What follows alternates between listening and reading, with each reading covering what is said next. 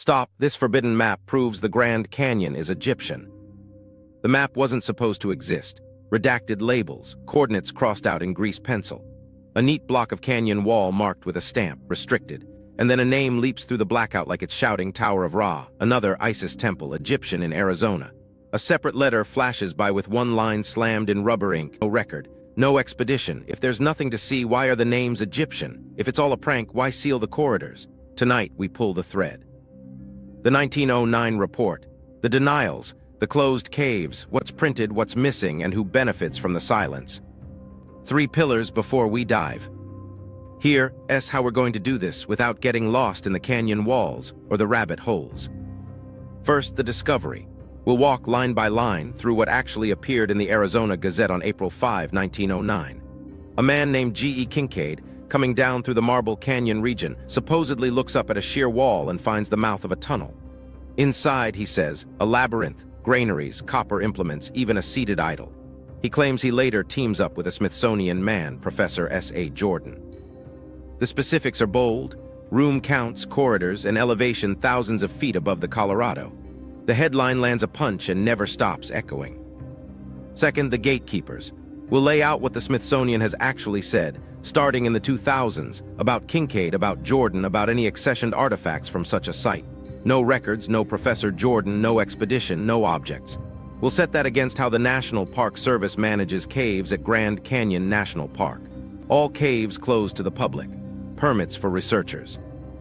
And one repeated rationale: safety and resource protection, including bat disease mitigation, white nose syndrome. When access narrows, evidence can't be crowdsourced and rumor steps in. Third, the pattern.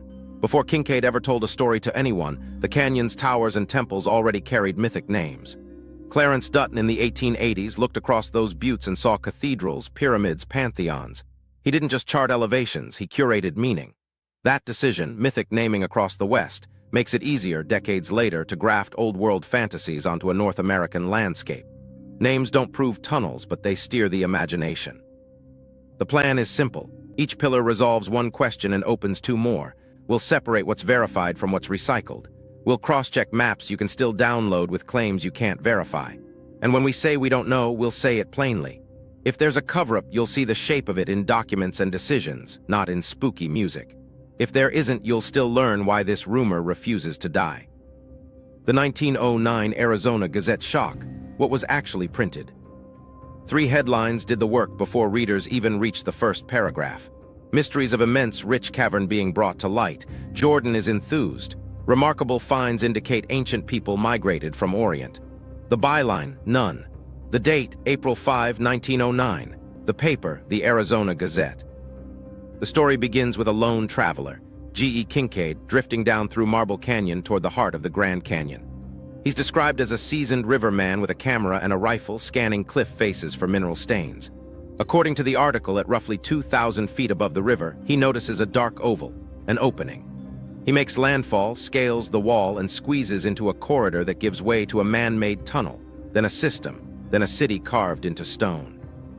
Inside, the Gazette says, there were passageways running for hundreds of feet, storerooms stacked with what the writer calls granaries, copper tools blackened with age, and urns, some sealed with a resin-like pitch. The centerpiece was a seated figure that Kincaid takes to be an idol. The text uses the language of the day, Oriental, Egyptian, Hindu, as if anything not obviously Euro-American must belong to a single imagined East. It's breathless but specific.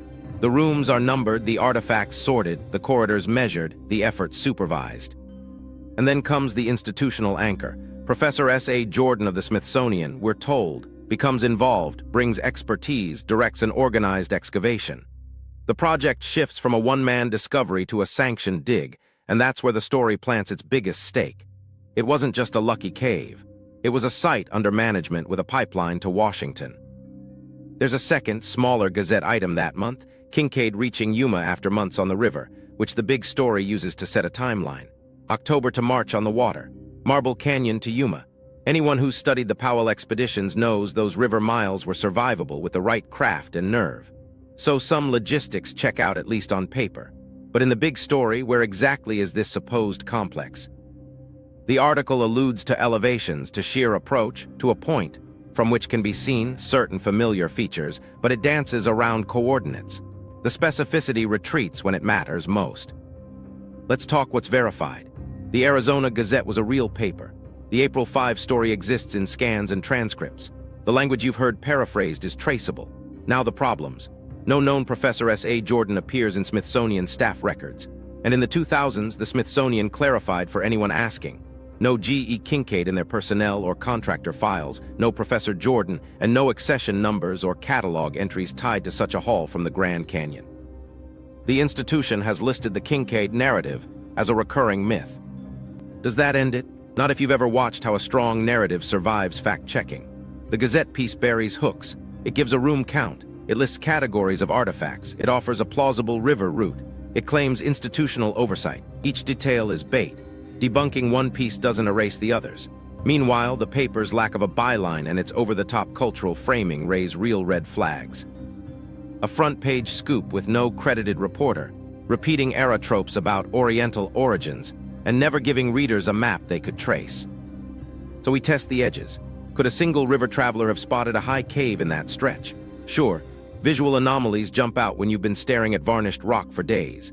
Could a single person access a man-made complex at that elevation without blasting gear or fixed lines? That's harder. The story suggests rope and nerve, but consistent ascents to haul out artifacts would demand logistics beyond a solo run. Could the Smithsonian have quietly backed an excavation and left no paper trace? Their 200s responses point the other way.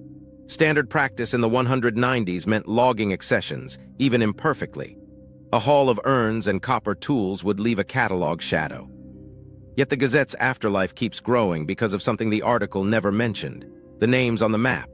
You can open a modern USGS sheet and confirm them yourself. Isis Temple, Cheops Pyramid, Tower of Set, Horus Temple, Osiris Temple. They're not fringe labels scrawled by cranks. They're official toponyms adopted and repeated.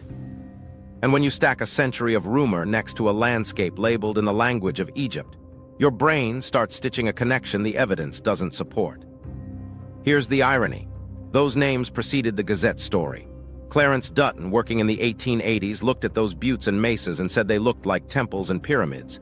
He reached for pantheons, Egyptian, Hindu, Norse, Greek, to match the grandeur. Poetic cartography, not proof of contact.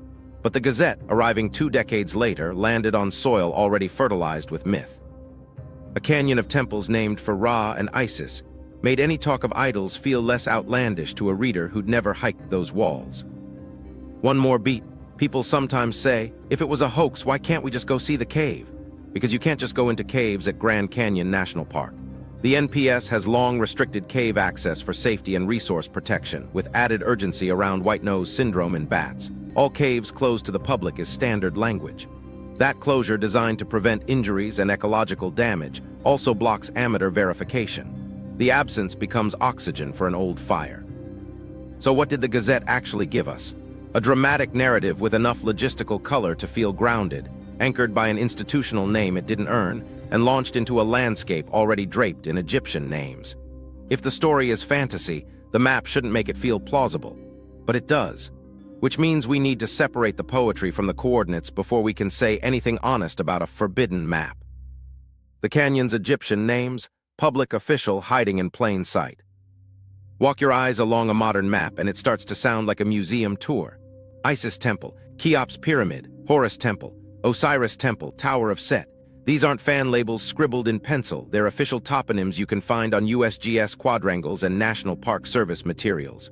The names feel like they're winking at the Gazette article, but they were on the landscape, on paper at least, long before 1909. To understand why, we need to go back to a geologist with a poet's ear. In the 1880s, Clarence Dutton surveyed the Grand Canyon and decided plain descriptors weren't enough. The buttes rose like sanctuaries, the strata stacked like steps to the sky, so he borrowed from pantheons. Egyptian, Hindu, Norse, Greek, Dutton thought the forms demanded mythic company. He wasn't smuggling evidence, he was assigning mood. He saw a formation that looked like a pyramid, so Cheops felt right. A butte with the profile of a temple could be Isis or Osiris, without implying a single Nile-born tool touched that stone. Here's why that decision matters. Official names don't just locate things, they tell you how to feel about them. If you call a butte Osiris, you tune public perception before anyone takes a step on the trail. A hiker hears Osiris and thinks old, sacred, foreign. A journalist hears Cheops and thinks Egypt, desert tombs. That's the quiet power of toponyms. They shape the background of our imagination. And once the background is set, a story like the Gazette's feels more plausible than it should. Let's talk sources. You can track these names through USGS map editions, park documents, and early survey reports that adopted Dutton's lexicon. Over time, the list standardized. Some names shifted in prominence, others were fixed early and repeated until they felt inevitable. The canon of Egyptian-named features clusters in the Central Corridor and North Rim vicinity, where those monumental buttes really do read as carved geometry from a distance. The map isn't lying about the shapes. It's just choosing a cultural lens. From a cartographer's point of view in the 1880s, this was normal, almost expected. Across the American West, mappers and explorers reached into classical and mythic vocabularies to elevate landscapes they believed rivaled Europe's antiquities. It was branding before branding had a department. Dutton's choices were celebrated for their lyricism. Reviewers praised the way his nomenclature matched sublimity with story. None of that excuses the consequences a century later, when those same choices become Exhibit A in a case for Egyptian contact. But it explains the origin without dipping into conspiracy. Now there's a human moment buried inside this.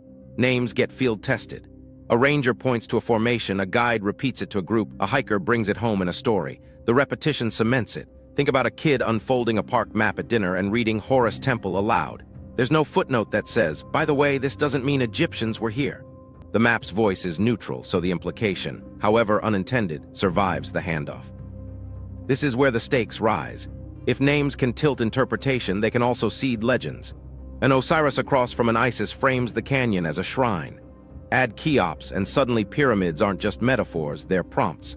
When later storytellers stitch in talk of idols and urns, the landscape has already done half the persuasion. Even skeptics have to admit the symmetry is seductive. It's one thing to say a headline ran wild. It's another to look at Tower of Set on an official sheet and not wonder. We should also be clear on what's not present. The toponyms aren't coordinates to secret entrances. USGS labels tie to visible formations, not cave mouths. The Park Service didn't invent Isis Temple in a back room to mislead anyone. It inherited a lexicon. And if you scan the gazetteers, you'll find pantheons beyond Egypt. Zoroaster, Brahma, Shiva, Wotan, evidence that the impulse was aesthetic range, not coded messaging. Egypt looms larger because, culturally, it looms larger everywhere. Tutmania decades later only amplified what Dutton set in motion. Still, some details refuse to sit quietly. The Egyptian cluster is dense enough that it reads like a theme park zone. Walk one ridge and name after name, the same civilization's gods appear. That density primes certain kinds of map readers to look for patterns, then for patterns inside patterns. And when they do, they don't need forged charts, they need official ones, where the words themselves whisper continuity. So we pause and test. What's the simplest explanation that fits the facts?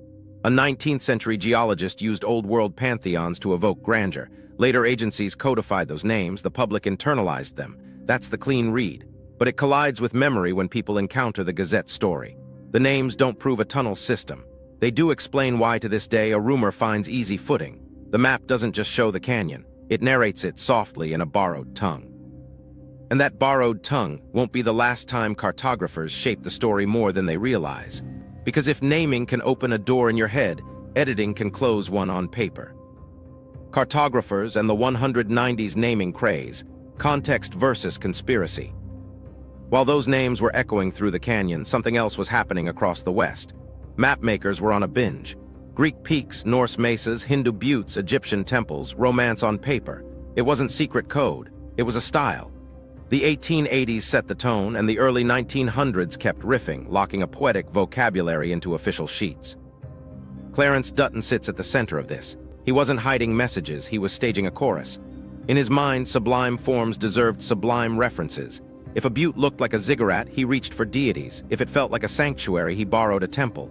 Meanwhile, USGS staffers who admired his prose absorbed his lexicon. The habit spread because it worked. People remembered it. Rangers repeated it. Publishers loved it. Here's where motive matters.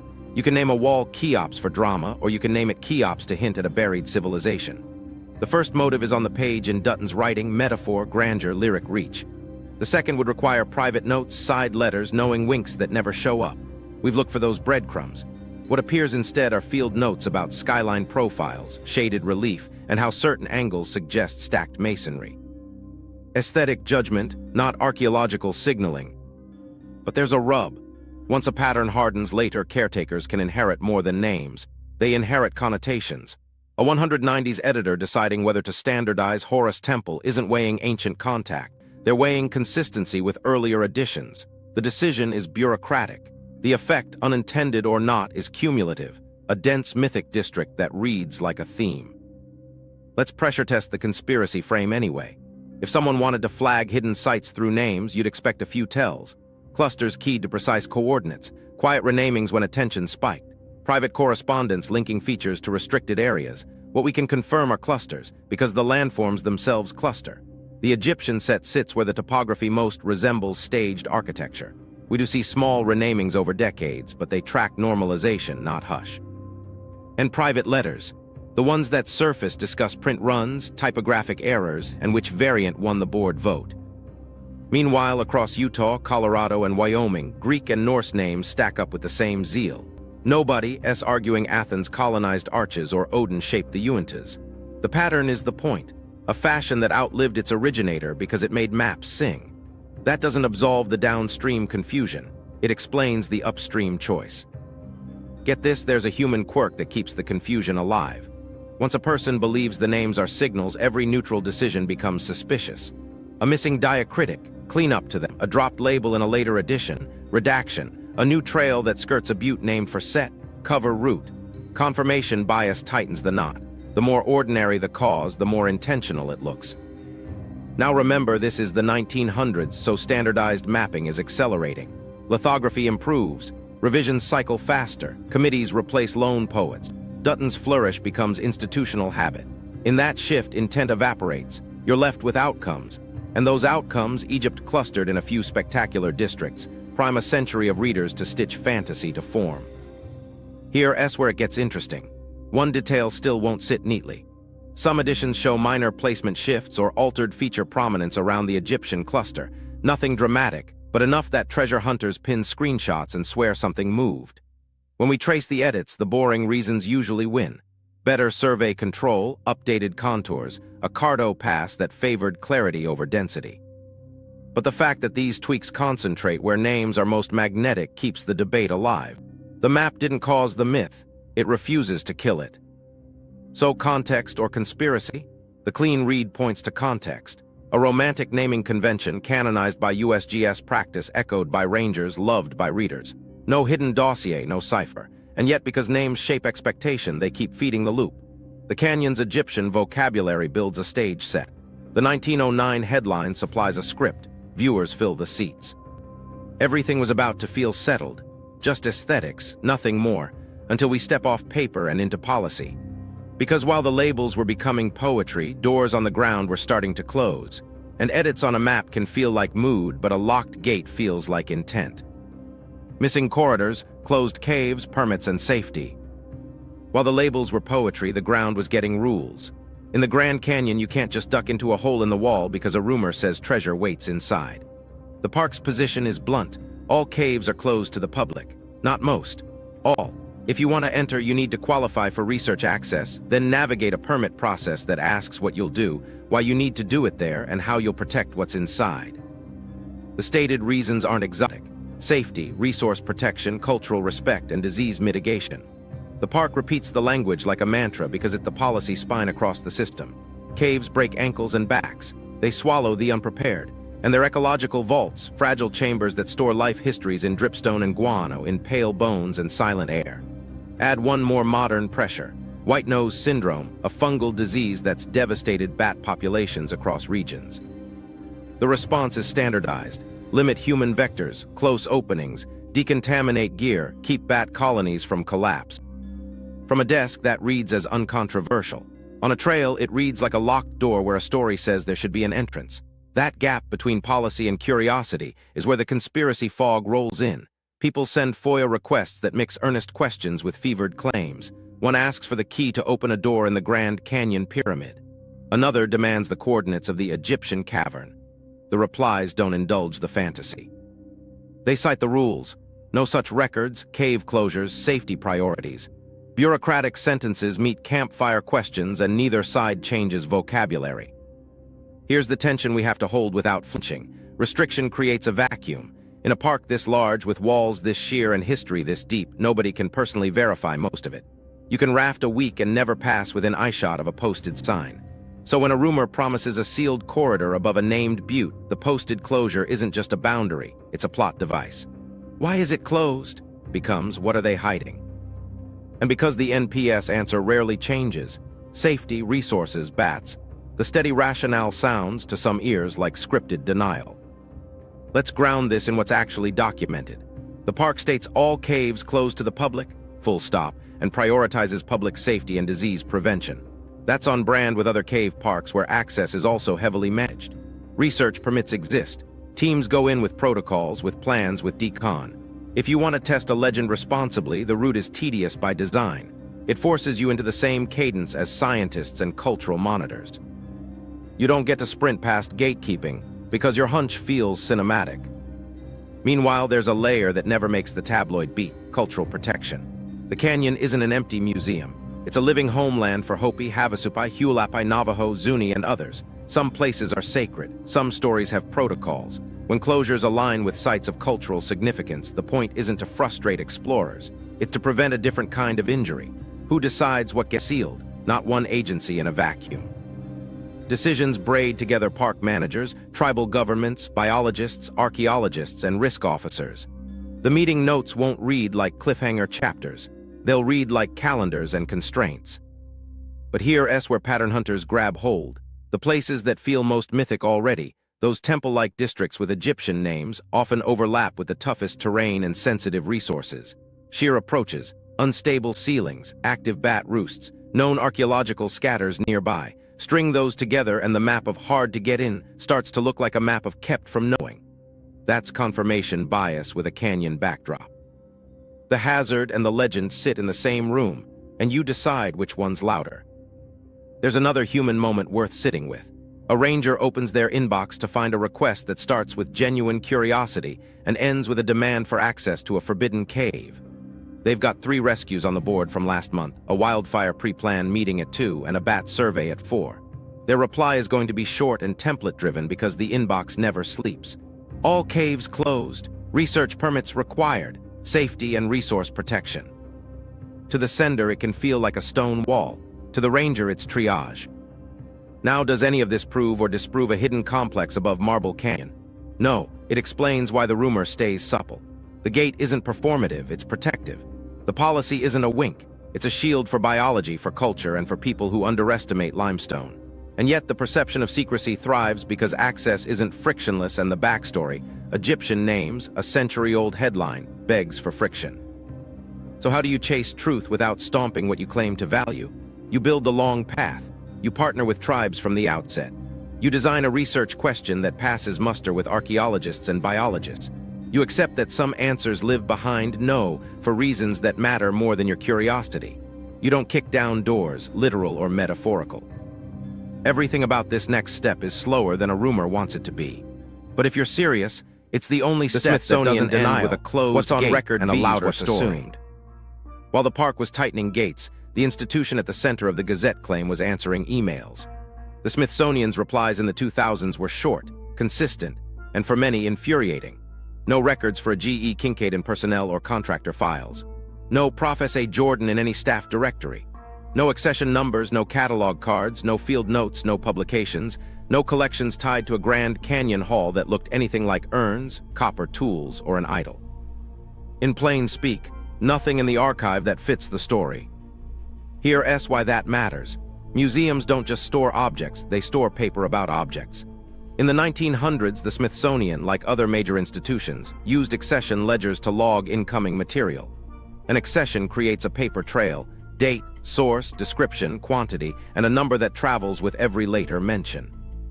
If a shipment of Egyptian-style urns and copper implements ever landed on a Smithsonian loading dock, standard practice meant a ledger entry, then a set of catalog cards, then ideally a mention in a departmental report. Even sloppy record-keeping leaves shreds. A big, photogenic, politically touchy haul, that tends to leave more, not less. But when the institution says, no accession, they aren't only saying there's no Kincaid box on a shelf. They're saying the scaffolding around a discovery, letters, internal memos, shipping forms doesn't show up where it should. People write back, maybe they destroyed it. Possible, theoretically. But destruction leaves shadows too, closed files, restricted entries, gaps that archivists flag. The Smithsonian's public-facing Mythbuster pages treat the Gazette story as a recurring inquiry, not a restricted topic. That tone is telling. Let's step inside the workflow so we're not guessing. A legitimate field discovery in the 1900s would move through a few predictable channels. A field investigator or partner notifies a department head. The head approves an acquisition, often by committee. A registrar assigns an accession number. Curators and catalogers create descriptive records. If the material is sensational, public affairs coordinates messaging. That pipeline creates redundant documentation. When weird one-off gifts arrive without context, the objects can lurk in limbo. But the Gazette describes an excavation under the direction of a Smithsonian figure. That's the opposite of limbo. Directed work tends to create paper density. The counterargument goes like this. What if Kincaid isn't a staffer, Jordan isn't a staffer, but a third party shipped a crate with a cover letter that got misfiled? Even then, disaggregated paperwork reveals itself over time. Researchers stumble into misfiled notes. Registrars reconcile orphaned objects. The Smithsonian's consistent answer across the 2000s, after multiple independent inquiries, is that none of these threads exist for this story. That doesn't prove a negative in the cosmic sense. It shows an absence where a presence should be obvious. There's a human reaction we have to name. People hear no records and translate it to cover-up, especially when the subject touches national myth and ancient mystery. But archivists aren't gate dragons, they're pattern readers. They see the heartbeat of a real provenance, a returning name, a repeat address, a courier slip that recurs. They also see the noise, forgeries, misattributions, patriotic donations of random rocks labeled from Atlantis. The Gazette account, when mapped against institutional rhythm, doesn't hum, it floats. Now the denials also do something else. They push the burden of proof off the Smithsonian and back onto provenance. If the institution has no paper, what would a researcher need to show to restart the conversation? 3 things minimum. First, a document with contemporaneous origin, a 190s letter, a diary entry, a shipping bill tied to a real sender with traceable identity. Second, corroboration from another archive, a park ledger, a river permit, a railroad freight record, something that stakes a place and a date. Third, physical evidence with chain of custody, an object whose material analysis and documented history can survive peer review. Without those, you aren't asking the Smithsonian to correct a filing error. You're asking it to manifest a ghost. Meanwhile, the absence has effects. Conspiracy podcasts hold up no accession like a magician's veil. See, they admit nothing. And yet, if you listen to internal museum folks talk off mic about this rumor, the tone isn't sinister. It's weary. They get asked about Kincaid annually. Some keep form replies handy because the inquiry cadence never slows. The myth generates administrative work which hardens the form replies which feeds the myth. A tidy loop. Let's add one complication we can't ignore. The lack of Smithsonian records doesn't erase the broader archaeological footprint of the canyon. There are registered sites, documented collections, reports in journals, none of them Egyptian, all of them part of a deep human timeline rooted in indigenous presence. This matters. Myths can erase real histories by drowning them out with imported fantasies. When agencies and tribes say no to casual cave entry, they aren't defending a secret pharaoh. They're defending actual, documented heritage from damage and theft. So where does that leave us with a clean assignment? Stop asking the Smithsonian to confess to a ledger that doesn't exist. Start asking smarter questions of archives that do. Freight logs, surveyor notebooks, early park correspondence, local newspapers beyond one headline. If there's a thread, it won't begin in Washington. It will begin in the canyon's own paper wake. And if nothing surfaces, then the denials aren't a wall. They're a map of where not to keep digging. The work shifts from chasing a phantom to understanding why that phantom keeps walking. The letter trail, rumor management inside agencies. While archives in Washington were saying no records, inboxes in Arizona were learning a new rhythm. Answer the Egypt question without feeding it. You can hear the cadence in agency emails and interoffice memos, short, careful, almost interchangeable. It isn't cloak and dagger, it's risk management. If you're the person whose subject line says Grand Canyon, Egyptian cave, you don't want to improvise, you pull language from the playbook. Thank you for your inquiry. Then the pivots. We have no documentation supporting that claim. All caves in the park are closed to the public for safety and resource protection. Media inquiries may be directed to bureaucratic airlocks. The format repeats because the question repeats, and because in public agencies, consistency isn't just tidy, it's legal armor. One state historian told me offhand that their office keeps a myths folder, queries that recur every quarter. Atlantis under a reservoir, Spanish gold in a basalt plug, Egyptians in the canyon. Staff rotate template answers, update links, keep tone neutral. The goal isn't to win an argument, it's to close an exchange without creating a new headline. Meanwhile, the paper trail grows, subject lines that stack like tree rings. Egyptian cave rumor, Kincaid inquiry, ISIS temple, restricted area clarification. Here's a micro story. A park comms officer eats lunch at their desk while formatting a weekly media digest. In comes a request from a podcast host. Comment on the forbidden zone near Tower of Set. The officer scrolls to the access paragraph they've pasted 100 times. All caves are closed, research permits required, bat white nose syndrome mitigation. They add one sentence. No documentation supports claims of Egyptian artifacts in the Grand Canyon. Send. 10 minutes later, the podcast script reads, "The park refused to comment." The officer shrugs and moves to a wildfire update. We've seen internal notes where rumor control is explicit. Lines like, "Provide standard cave closure language only and do not speculate, refer to public resources." It's not a cover-up, it's a contain the scope reflex. The more a staffer says, the more a quote can be atomized online. Agencies aren't built for nuance in viral storms. They're built to avoid litigation and rescue calls. Meanwhile, FOIA requests keep arriving with a range that would make a novelist sweat. Some ask for lists of closed caves by grid. Some want any mention of Kincaid in a century's worth of correspondence. Some read like riddles. One demanded documents identifying keys or keyholders to the Egyptian door. FOIA officers log them, set search parameters, and send out taskers to records shops. Any instances of Kincaid, Jordan, Egypt in subject or body? Negative results are results. The reply goes out, no responsive records. The requester posts the letter. The caption says, "They're hiding something." There's a phrase that shows up enough to be its own character: rumor management. In agencies, it usually means anticipating a narrative and setting the floor of facts before it catches fire. After a rescue goes wrong, rumor management is a safety bulletin. After a high-profile arrest, it's a joint statement. In the canyon context, it's a few lines that steer people toward what the park can actually confirm: cave policy, cultural protections, known hazards, permit procedures. What never appears is a sentence like, "We closed X because of Egyptian artifacts." Not because it's redacted, but because it isn't true. Now pay attention to tone. Some letters are clipped, some are empathetic. "We understand your interest. We appreciate your concern for cultural heritage." Staffers aren't robots. Many love this place. Some even enjoy the lore. But in a letterhead world, personal enthusiasm becomes liability. So the writing flattens. To readers who want narrative, the flattening sounds evasive. Rumor management becomes rumor fertilizer. There's another layer: interagency deconfliction. When a reporter shops the same question to the Park Service, the State Museum, and a university archive, comms folks sometimes ping each other. "Heads up, you may get an Egypt query." The subtext is coordination, not collusion.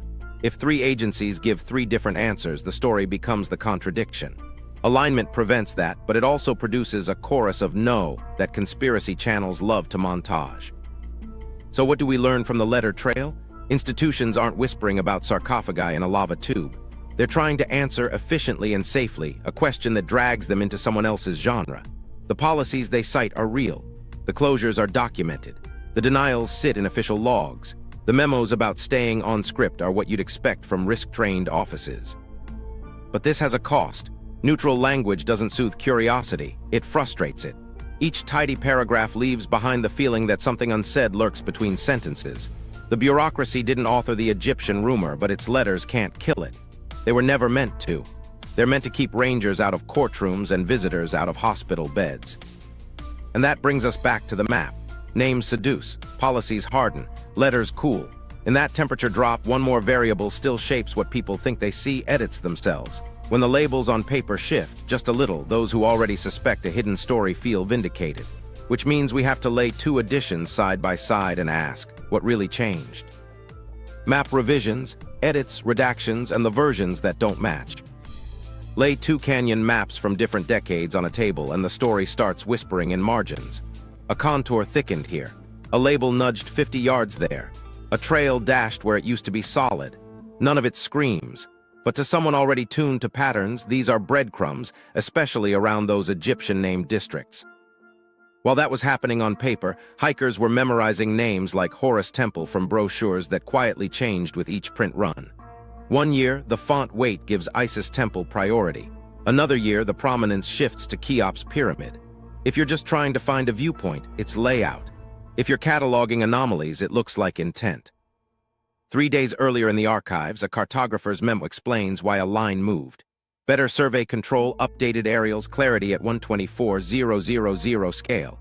That's the boring heartbeat of revision. Labels collide at certain zooms, editors untangle them. A label for Tower of Set sits too close to a drainage. They bump it upslope to keep ink off blue. Meanwhile, online, someone overlays additions and circles the shift in red. They moved Set, the caption claims. The editor's margin note reads, "Avoid overlap." Unknown to them, across town, a park printer drops a trail annotation due to space. The corridor's still there on the ground, but the neat dashed line vanishes from a pocket map that sells 10,000 copies in a season. The next year, after a rescue, the annotation returns with an added warning icon. To a pattern hunter, that gap year becomes Exhibit B to the layout team. It was a squeeze play. This was the moment everything changed for a YouTuber who swore a cave symbol was scrubbed. He'd seen a faint dot in a scan that didn't appear in a later PDF. He built a theory on that dot, confident it marked a man-made entrance. Then a USGS archivist pulled the plate. The dot was a speck of dust on the original film. The later edition wasn't a redaction, it was a clean scan. But not all differences are dust. Additions really do accrue drift. A trail's endpoint shifts where crews reroute around a rockfall. A note about seasonal water moves a half-mile to the only reliable seep left. And sometimes features get renamed for standardization. Variant spellings collapse into one. Zoroaster becomes Zoroaster Temple to match Dutton's original convention. Those are documented in edition histories if you know where to look, the marginalia of cartography. Here S where the stakes climb. Around the Egyptian-named cluster, small choices compound. Editors avoid label collisions in tight terrain by prioritizing one feature over another, which can make a nearby formation seem to fade. A novice with two maps thinks, they're hiding Osiris. The reality is that at print size, something had to give. The solution often rotates labels or nudges them across a ridge to preserve legibility. That's carto triage, not subterfuge. Meanwhile, digital platforms introduce their own ghosts. A tile server caches an older layer. A browser hiccup loads an out-of-date quad. Someone screenshots a hybrid that never truly existed in print, then pairs it with a current official PDF and calls out discrepancies. The comments fill with coordinates. They erase the spur by Horus Temple. The fix is prosaic, clear cache, reload. But the myth loves a glitch. There are, however, real deletions. Sensitive archaeological sites, indigenous, documented, protected, don't get mapped with precision for public products. That's policy across agencies, not a Grand Canyon quirk. If a scatter sits near a cliff with a myth magnet name, the omission will feel personal. It is. It's about preventing looting and trampling. The same concealment applies to fragile springs, bat roost entrances, and caves under study. You're meant to miss them. One micro story. A field tech eats a granola bar on a bench below Cheops, checks a GPS reading against a draft and radios back. Label masks the saddle. The editor nudges text 20 meters. That nudge will, in 2 years, end up in a Reddit thread titled, "They moved Cheops to hide access." The field tech's concern was simply that hikers were misreading the saddle and getting cliffed out. Now remember, this is the 2000s, so revisions iterate faster than folklore can catch up. PDFs replace printed editions mid-season.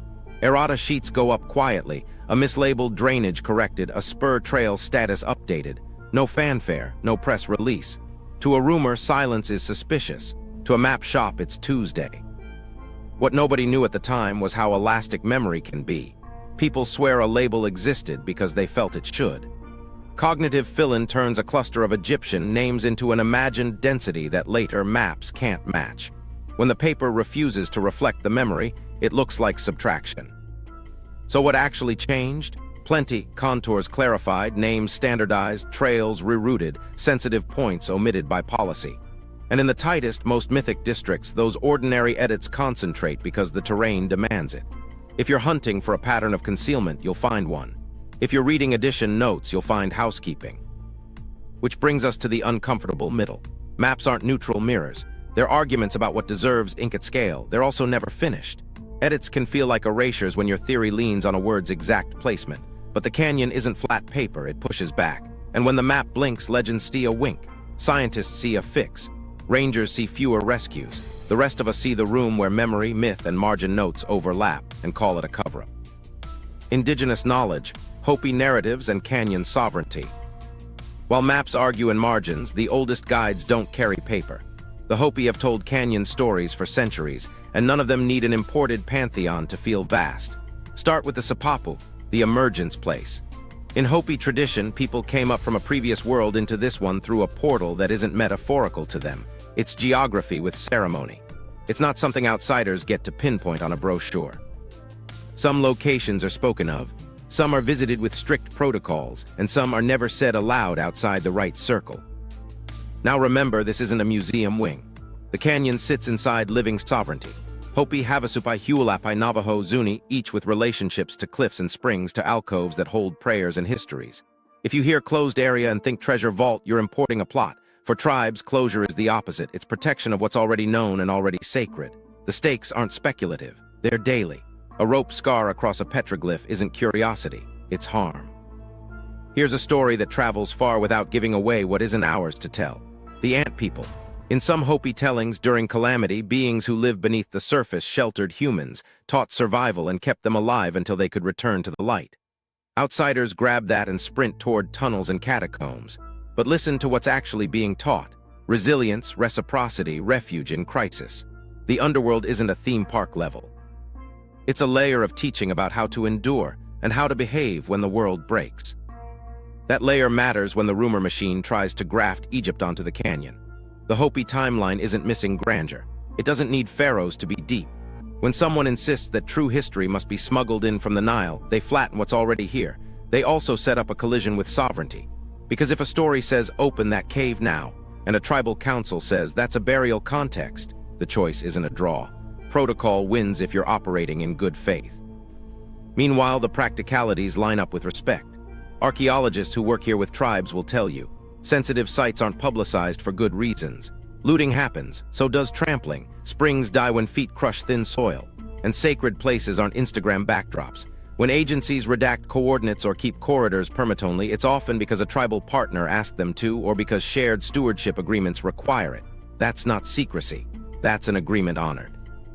Get this, there's a human moment that lands harder than any map label. A Hopi elder stands at a canyon rim at dawn, not to chase a rumor, but to make an offering. The wind carries words you won't hear on a tour. The place is in conversation with them. When we show up later with a theory about Egyptians, the mismatch is loud. Our questions aim for spectacle. Their relationship aims for balance. We need to talk language, too. Terms like forbidden zone are imported drama. In a sovereignty framework, an area isn't forbidden, it's governed. Access is conditional, earned, or not appropriate. A permit doesn't exist to taunt the curious. It exists to align behavior with values and laws, tribal, federal, ecological. If you think the fastest way to truth is to slip past a gate, you're choosing theft over dialogue. The canyon remembers that choice in broken ledges and missing shards. What nobody knew at the time they first read that 1909 headline is how often Indigenous accounts were dismissed in the same breath that fantasies were elevated. A front-page idol gets attention. A generations-old emergence teaching gets footnoted or stripped of authority. That inversion is why rumors feel like erasure to people who live with this landscape. The story that fills a podcast hour can bulldoze a story that anchors a people. So what does responsible curiosity look like here? It starts with the premise that not all knowledge is public. It treats Sipapu not as a pin to drop, but as a relationship to honor. It hears ant people without raiding a chamber that may not even be a chamber. It accepts that some questions you can ask are not yours to answer, and that not every no masks a yes. It understands that tribal monitors lead, and that surveys move at the speed of consent. There's also a practical upside to that patience. When research is co-designed with tribes, doors open that never open to solo hunters. Oral histories can inform where to look and where not to step. Monitoring can prevent accidental damage. And when findings arise, they're contextualized, kept in a narrative that doesn't rip artifacts from meaning. That's not less truth, it's more. While that was happening on the ground, Agreements, protocols, joint surveys, online threads were still treating the canyon as a riddle to be solved by outsiders. The irony lands here. The people with the deepest knowledge aren't playing that game. They don't need an imported script to make the canyon extraordinary. They need respect and the space to keep doing what they've always done. 10 stories that held through droughts, migrations, and the kind of upheavals that myths compress into a single sentence. Everything is about to feel different when you let that sink in. The canyon isn't a stash of exotic proofs. It's a sovereign landscape with layered meaning. If a legend can't survive contact Egyptomania in America isn't the gate. Museums, it's the legend, and 1920s, 1930s hype. While sovereignty shaped the canyon's present, something loud was shaping the nation's imagination. In the 1920s, Egypt wasn't just a place, it was a fever. Museum banners shouted about mummies, department stores sold scarab brooches, stage magicians wrapped themselves in pharaoh curses. When Tutankhamun's tomb was uncovered, headlines didn't whisper, they screamed. Photographs of golden masks toured by the millions, and a generation learned to see Egypt as shorthand for buried splendor. Here's where it bleeds into rock and ink. Newspapers learned fast that Egypt sold copies. A desert tomb, front page, a sarcophagus, double the print run. Editors started sanding stories to fit that silhouette. Pulp magazines did it even louder, Lost Pharaohs of the West, mummies cursed beneath the mesa. The line between travelogue and fiction softened until the stamp ink smeared. If you wanted attention, you reached for a cartouche. Meanwhile, museums in American cities raced to mount Egyptian halls. Columns painted with lotus capitals, dioramas of river reeds and barges. School groups stood under painted stars and learned a tidy arc: mystery, discovery, treasure, curse. The pattern stuck. It was easy to copy, and it felt true enough to sell every time. That rhythm, mystery, discovery, treasure, curse, would later become the template conspiracy storytellers used for the canyon.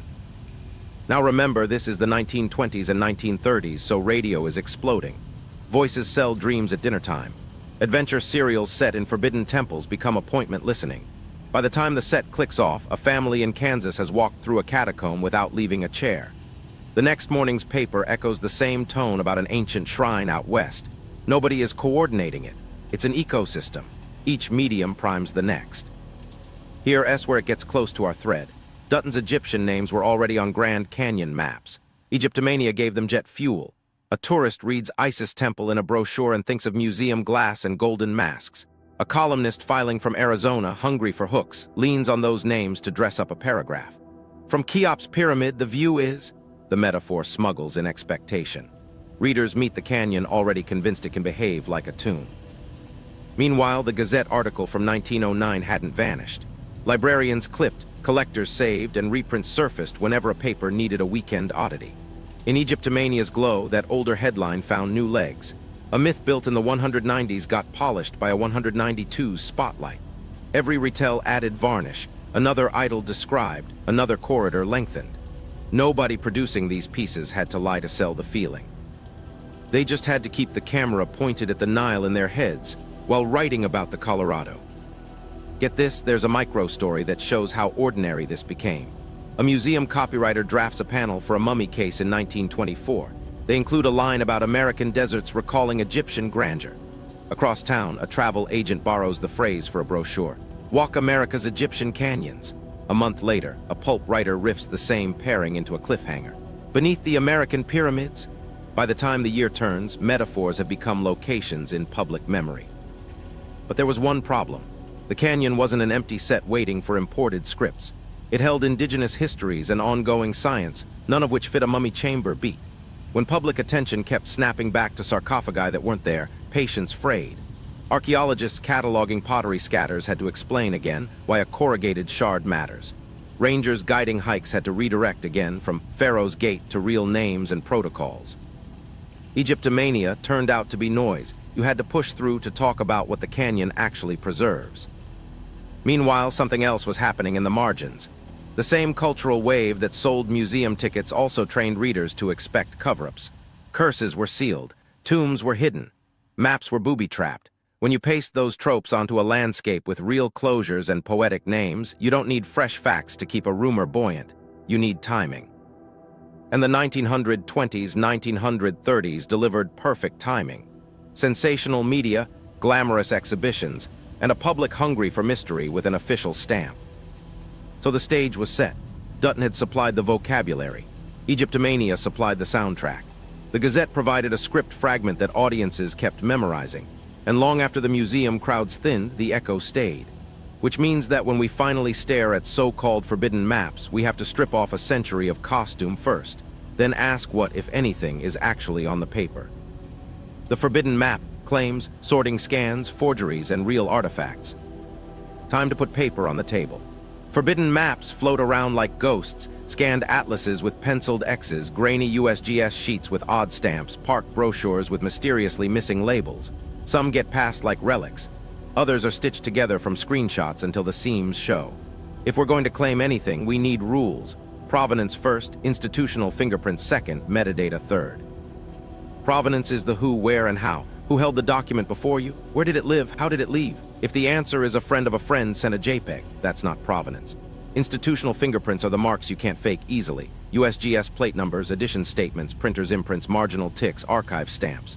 Metadata is the quiet trail, scan date, device tag, embedded notes. Real artifacts carry some of this without trying. Let's sort the pile. Category 1, authentic public editions misread as secret. We've seen high-res scans of 124000 quads with Egyptian names highlighted and a circle drawn around a contour anomaly. The caption screams erased entrance. The sheet is legitimate, the claim is. The circle usually sits on a shadowed alcove that's obvious in newer aerials. The map never marked a cave, the scanner's dust and human hope did. Category 2, misattributed composites. Someone layers an early USGS base over a modern park brochure and declares difference is proof of censorship. Apples and oranges. Scales differ. Feature selection rules differ. One shows survey detail, the other serves tourists. When you align them properly, many missing lines were never on the brochure to begin with. Category 3, genuine but altered. Real additions with added pencil notes, stamped later with suggestive words. We've handled one where a faded quad bore a rubber stamp. Restricted corridor. It looked spicy until a records tech produced the source of the stamp. A late 199's backcountry office tool used to flag avalanche zones and unstable trails before reprint. The note had nothing to do with archaeology. It marked seasonal hazard. Category 4, outright forgeries. Fonts wrong for the alleged year. Halftone screens that didn't exist yet. A Smithsonian survey seal that never matches known department logos. These tend to betray themselves fast once you measure letterforms or compare seal geometry. The giveaway is enthusiasm, forgers oversell. Real map margins are boring. Fakes fill the dead air with lore. Now the hard category, authentic anomalies. These are documents with clean provenance and verifiable institutional context that still raise an eyebrow. One example, a mid-century quad where a minor annotation, cave entrance, appears on a print run, then vanishes in the next edition with no erratum noted. Pull the plates and the production notes say remove sensitive feature. Was that archaeological? In this case, no. The cave had collapsed after a storm, and the removal was a safety call to keep hikers from chasing a dead lead. Not sinister. Still, to an outsider flipping editions, it looks like subtraction.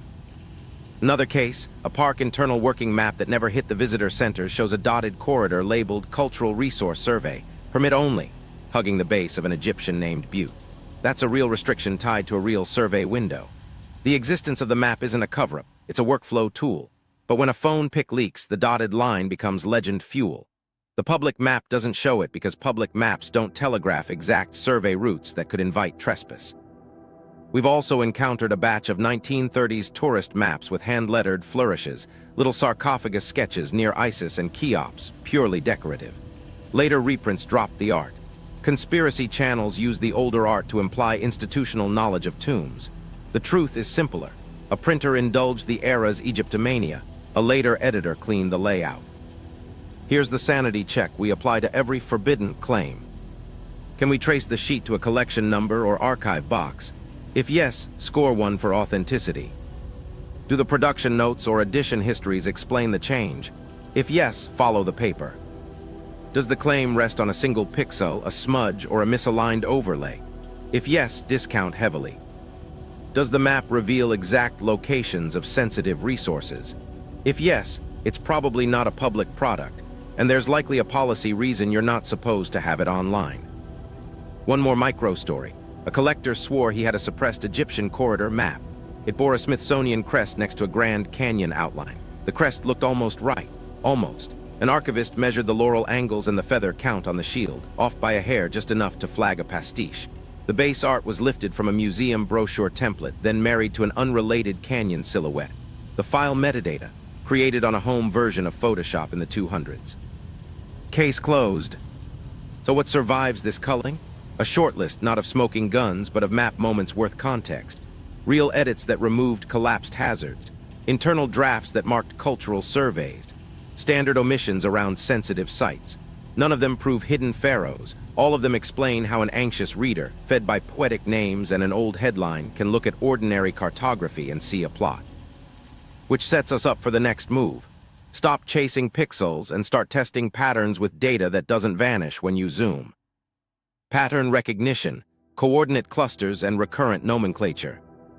We've cleared the junk scans and the costume jewelry. Now we ask a colder question. If you stop chasing single pixels and instead stack datasets, do any patterns survive? Not a dot that looks like a door, clusters that demand an explanation, even a boring one. Here's our stack. Layer 1, the Egyptian-named formations, Isis Temple, Cheops Pyramid, Horus Temple, Osiris Temple, Tower of Set, plotted with their official coordinates. Layer 2, documented closures and permit-only corridors, the ones we can actually cite from park policy and public notices. Layer 3, known cultural resource buffers, generalized to avoid disclosing exact points. Layer 4, map edit streaks, places where labels or symbology changed across multiple editions. We're not looking for a single match. We're looking for overlaps that repeat. While that was happening on our screen, a second track ran on paper, edition notes cross-referenced with incident logs, rockfalls that forced reroutes, seasonal water updates, bat-roost advisories. If an overlap lands where boulder fields collapse annually, we call it hazard, not hidden history. If it lands where a cultural survey ran with tribal monitors, we flag the ethics before we flag the intrigue. This isn't a treasure map, it's triage. When the layers settle, two clusters raise their hands. Not neon, not smoking, just insistent. Cluster A forms a loose arc north of the river where Isis Temple and Cheops anchor the skyline. The terrain here is notorious. Broken ledges, blind chimneys, benches that lure the inexperienced into dead ends. Our closure layer isn't a surprise. Permit-only corridors hug the safer lines. Cave access is blanket closed. What draws the eye is the addition churn. Across a run of quads and park sheets, labels around that skyline nudge, prioritize, and occasionally drop a minor name to relieve collision. It's exactly what we'd expect in cramped cartography. But because the names are Egyptian, the churn reads like choreography. That's psychology, not proof. Cluster B sits west, near Horus and Osiris. Here our cultural buffer layer swells not because of imported myths, but because real documented archaeology sits in the neighborhood. Ancestral sites, surface scatters, and context tribes have asked not to advertise. The closure language is straight from policy. Protect resources, respect sovereignty, reduce looting risk. Map edit history shows fewer changes than Cluster A, but when they happen, they're around label legibility and trail status. It's the kind of zone where a leaked internal survey corridor, perfectly legitimate, would become screenshot fodder. Again, the overlap is explainable without a pharaoh. What nobody knew at the time we started this overlay exercise is how much our own expectations would try to run ahead. The brain wants causation, Egyptian names, therefore Egyptian ruins, so we force ourselves into the because test. Because what? Because Dutton named them. That's 188's poetry. Because caves are closed. That's system-wide bat and safety policy. Because labels moved. That's print constraints. If those becauses cover the clusters, we don't get to invent a new one. Still, one recurring quirk won't leave quietly.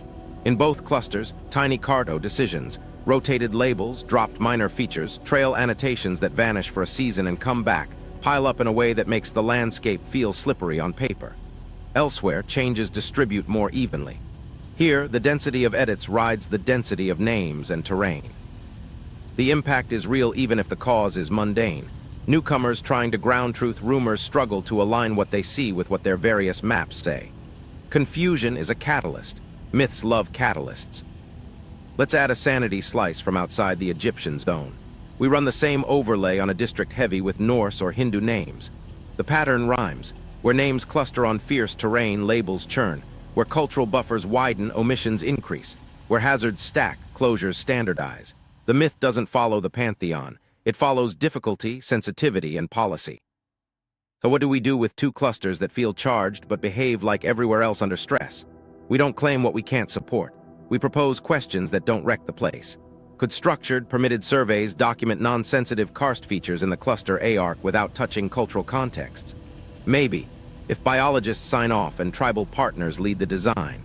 Could edition histories be centralized for public view so label churn stops feeding suspicion? Absolutely, agencies could publish clearer, browsable change logs.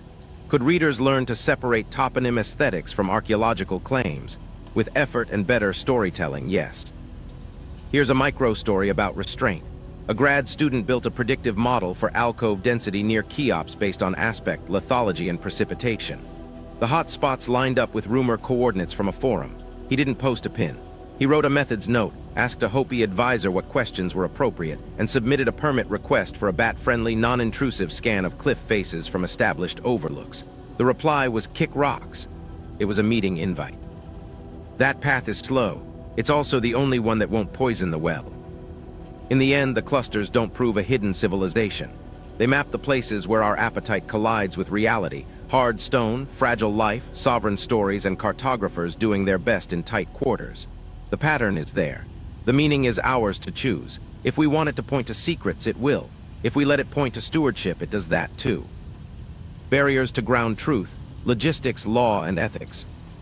So what happens when the data says maybe, but the canyon says not like that? Ground truth sounds simple until your boots hit Kaibab limestone and your calendar hits federal law. This place tests three things at once: your legs, your paperwork, and your ethics. Start with terrain. The formations we've been circling, Isis, Cheops, Horus, aren't roadside pullouts. Approaches braid across benches that end in space, chimneys that look climbable until they melt to powder, shelves that turn to marbles underfoot. A route that reads trivial on a map becomes a day of backtracking with no water and a 1,000-foot bailout. Add heat that cooks decisions and cold that freezes ropes, and you've got a landscape that punishes shortcuts. Rescue logs don't lie. The canyon waits out bravado. Now remember, this is the 2000s, so access isn't just boots and bravado, it's permits and plans. The park's rule is blunt: caves are closed. Research entry requires a proposal, a methods plan, hazard mitigation, and decontamination for white nose syndrome. You list participants by name. You justify every hour underground. You show you won't trample biology, loot archaeology, or turn a rescue into a press release. That's not bureaucracy as obstacle. It's bureaucracy as life support. Then there's sovereignty. You don't draw a line from a rumor to a rock face without stepping through tribal governance. Hopi, Havasupai, Hualapai, Navajo, Zuni, each with jurisdictional voice and cultural protocols that outrank your curiosity. If a corridor brushes a burial context or a sacred spring, consent isn't a courtesy. It's the law and the line. You don't get to say, but history, and pushed past that. The no isn't aimed at you. It's aimed at harm. Here, where law tightens the weave. Archaeological resources on federal land fall under rules with teeth. Disturb, remove, or even expose without authorization, and penalties stack. Think fines, bans, criminal charges. Map leaks don't grant immunity. A pin dropped on a forum doesn't move jurisdiction an inch. And while we're here, drones aren't a loophole. Fly where you shouldn't and the citation lands before your battery does. Ethics lives in the space the law doesn't fill. Could you scramble a ledge at dawn, keep quiet, and slide into an alcove you think holds a story? Maybe. Should you? That's the question that matters after the legend glow fades. A scuffed petroglyph doesn't heal. A bat colony stressed in spring doesn't rebound because your footage went viral. A spring crushed by a boot print dries in summer all the same. The canyon remembers choices. So what's the responsible path if you insist on ground truth? Slower by design. Start with people, not cliffs. Bring tribal partners into the idea before it hardens into a plan. Ask what questions are appropriate. Accept that some are not. Draft a methods sheet that keeps surveys from becoming treasure hunts. Observation from established overlooks, long lens documentation, LiDAR from approved vantage points if biologists clear flight lines, no off-trail travel without monitors. Build decon into the first paragraph, budget for it. Then build redundancy. Notify search and rescue of windows and routes even if you're not going in, because the canyon makes liars out of ETAs. Carry SATCOMs. Stage water. Train for retreat as a success metric. If a weather shift shuts down a cliff camera day, the outcome isn't failure, it's compliance with reality. Meanwhile, do the paperwork the map can't do.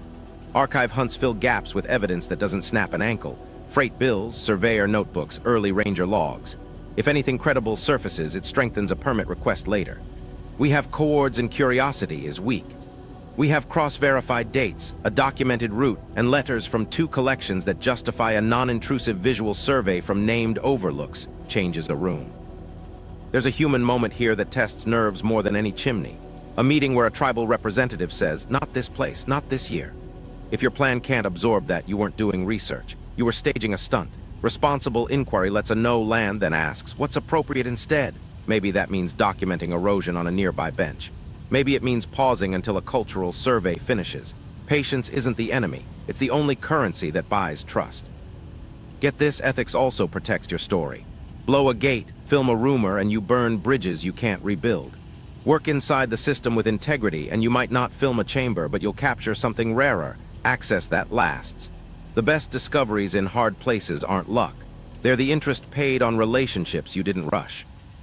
So ground truth is possible here, just not on myth's timeline. The canyon enforces its own. Law backs it. Ethics steadies it. If you can live with that cadence, you might learn something real. What we can say for sure, the echo you're chasing will outrun next steps. Here's where we plant flags. Facts first, clean and cold. The 1909 Arizona Gazette article exists. It names G.E. Kincaid, claims a great underground citadel, and cites a Smithsonian figure called Prof. S.A. Jordan. Those details are on paper, verifiable, readable. Also fact, across the 2000s, Smithsonian staff answered repeated inquiries with the same result. No Kincaid in personnel or contractor records. No S.A. Jordan anywhere, no accession numbers, no catalog cards, no field notes, no registered artifacts from a Grand Canyon Egyptian haul. More facts. The Egyptian names on Grand Canyon maps are real and official. Isis Temple, Cheops Pyramid, Horus Temple, Osiris Temple, Tower of Set. Their presence traces to an 1880s naming sensibility led by Clarence Dutton, who favored mythic pantheons for sublime forms. That convention spread through USGS practice and public-facing maps. Also on record, Grand Canyon National Park's cave policy. All caves closed to the public, with research access by permit only, sighting safety, resource protection, and white nose syndrome mitigation for bats. Add the sovereignty layer. Hopi, Havasupai, Hualapai, Navajo, Zuni maintain living ties to the canyon. Publicly shared themes include Hopi teachings of the Sipapu and the Ant people. Agencies don't print coordinates for sensitive cultural resources. That's not exotic. It's standard protection against looting, trampling, and disrespect. Now the unknowns, stated plainly. We don't have independent verification that G.E. Kincaid existed as described in the Gazette. We don't have evidence that a Smithsonian-directed excavation occurred. We don't have authenticated artifacts with chain of custody linking any Egyptian-style material to a Grand Canyon cave. We don't have contemporary, corroborated documents, freight bills, diaries, agency logs, that tie named people to a specific site matching the article's description. There are map questions that stay open without turning sensational. Some additions around the Egyptian clusters show small label shifts, minor prominence changes, and ordinary omissions in tight terrain. We can explain most with addition notes, legibility constraints, hazard reroutes, and standard redaction of sensitive sites. But a complete, publicly browsable changelog history for all sheets isn't centralized. That gap breeds suspicion. So what do we do with this mix? We turn a rumor into a research plan, no grand leaps, just testable steps with built-in breaks. Archival targets. Freight and express logs from rail and river routes touching Marble Canyon and downstream hubs circa the 190s. We're looking for shipments to Smithsonian departments or Washington addresses labeled archaeological specimens or similar phrasing. Regional newspapers and small-town weeklies from 1900s, 1910s across Arizona, Utah, and Nevada for corroborating mentions of Kincaid, Jordan, or unusual canyon shipments and expeditions. Focus on letters, classifieds, society pages. Odd leads hide there. Early park and survey correspondence. Ranger diaries, superintendent reports, surveyor notebooks, and contractor invoices. Cross-index names, dates, and place descriptors against Gazette claims. Smithsonian departmental records beyond anthropology, e.g. Geology, Bureau of American Ethnology, just to exhaust misfile possibilities. Confirm negative hits with accession ledgers, not just email denials. Cartographic targets, Pull plate notes and edition files for quads covering the Egyptian-named districts. Build a public-facing, time-sliced ledger of what moved, what vanished, and why, citing production notes where available. Identify and publish a glossary for common non-conspiratorial causes of change. Label collision, contour updates, trail reroutes, hazard removals, collapsed features, cultural redactions, and scale harmonization. Fieldwork targets, only with the right scaffolding. Non-intrusive visual documentation from established overlooks, co-designed with tribal partners and cleared by biologists. Prioritize seasons that minimize bat disturbance, bake decon into protocols.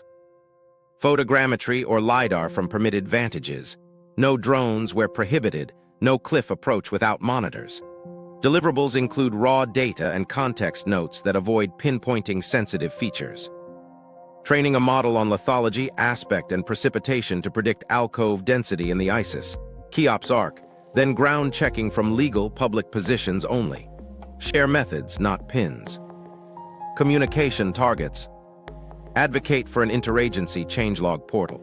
USGS and NPS host a browsable additions and reasons library for high-interest units like Grand Canyon. When a label moves or a trail annotation drops, the why is one click away. Publish a plain language explainer on cave policy, safety, white nose syndrome, cultural stewardship, and how research permits are evaluated. Include timelines and examples of approved ethical projects. Ethics guardrails. Begin every inquiry with sovereignty briefings. Ask what questions are appropriate. Accept no where it lands. Document consent and constraints and design methods that honor them. Avoid publicizing coordinates or imagery that could invite trespass or looting. Treat redaction as protection, not provocation. Measure success by relationships maintained and knowledge shared, not by drama captured. Here's the payoff for patience. Either the paper trail thickens, real documents, verifiable objects, cross-checked logs, or it doesn't. If it thickens, the conversation moves from rumor to review. If it doesn't, we'll have built tools that make future map debates clearer and current stewardship stronger. Either way, the canyon wins. And if our appetite still needs wonder, it won't starve here. It just has to learn a better way to eat. The meta cover-up, noise as strategy, and the economics of mystery. While we chase clean lines, the market sells blur. Institutions, tabloids, tour boards, they don't meet in secret, but their incentives rhyme. Agencies prize liability control.